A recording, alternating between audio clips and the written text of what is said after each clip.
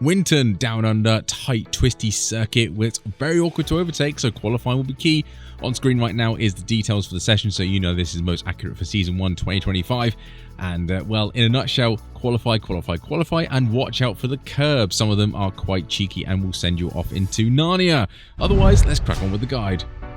Right then, turn 1, this start-finish straight is very short, so please be cautious about that one.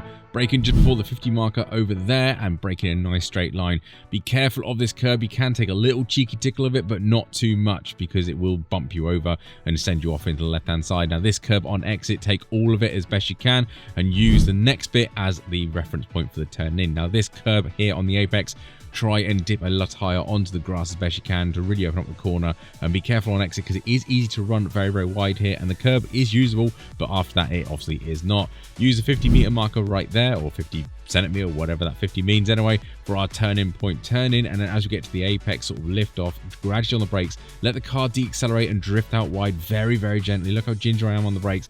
Get to the midpoint of the corner here, and now we start cutting back, getting on full throttle. Take a little bit of curb just there, and be careful of this one because this one's even taller. You can see here how the car reacts, but use the end of the curbing here as our braking point into the hairpin section. There are 3 hairpins, one after the other, so brake all the way down into second gear for this one.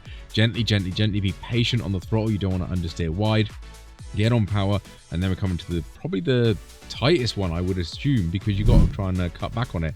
But just as you see that curbing just disappear past our A pillar, again, brake, stay nice and close to this curb as late as you can, but keep far left hand side. We want to open up this next hairpin because it leads onto the straight, so we're sort of mid circuit, and as the marshal post disappears off to the right hand side, again we're down into second gear. Nice and slow, be patient. Once you start seeing the corner open up about this point, now you can start feeding in the power and get a good acceleration here. I don't use all of the exit here, but I do use a little bit of curb, so if you can get on earlier throttle, you should be golden. This is probably the best overtaking opportunity down here. This is the longest bit of straight, but it does lead into a complex of 3 corners, so if you go side by side, you will lose a barrel of time, and the second 2 corners are very awkward. Start of the other track layout as our braking point. I nip into it to try and open up the corner, get off the brakes to get the turn in, because again we need to compromise this one to try and open up this next chicane of left and right.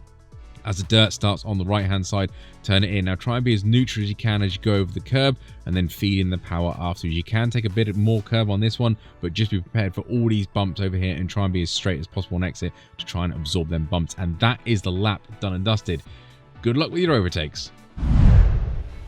Right then, on the overhead views, you see we're far left-hand side, braking in a nice straight line, and then ease off the brakes into the corner. I do apex probably a little bit too early. I probably could do with the later apex. It'd give us a better exit, but I use all of the exit curb anyway. So this is the corner we want to focus on. Get that braking done nice and easy. Use loads of that curb. Look how much I cut it just there, and then use all of the exit curb as well, and get onto the right-hand side for turn 4 and turn 3.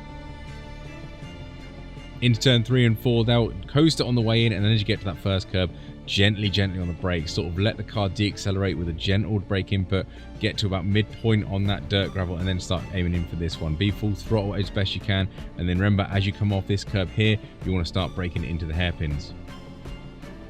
Here are the hairpins. Look at them. Weirdly, that second one that I said was tightest is actually the narrow one. The first one, look how snug this one is. So again, nice and gentle. Be patient on the throttle here. If you get on throttle too early, you'll just understeer wide and you'll lose a barrel of lap time. So make sure if you do get on throttle, you don't have to lift off because you are understeering. This one here is a much bigger one, but again, I'm compromising it because I want to maximize the third one, because the third one leans on the longest straight, so therefore that's the most important one to get the good exit. Again, be smooth on the steering, smooth on the application of the throttle, and make sure you don't go on throttle too early. Cannot stress that enough.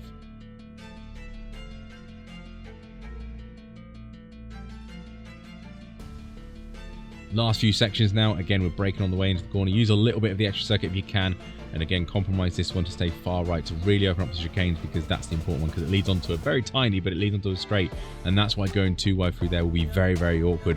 That chicane is not a too wide chicane, to be honest. It's fast enough to make it dangerous enough, and there's not a lot of wiggle room on exit because you've got that green tarmac about now, and there's a wall.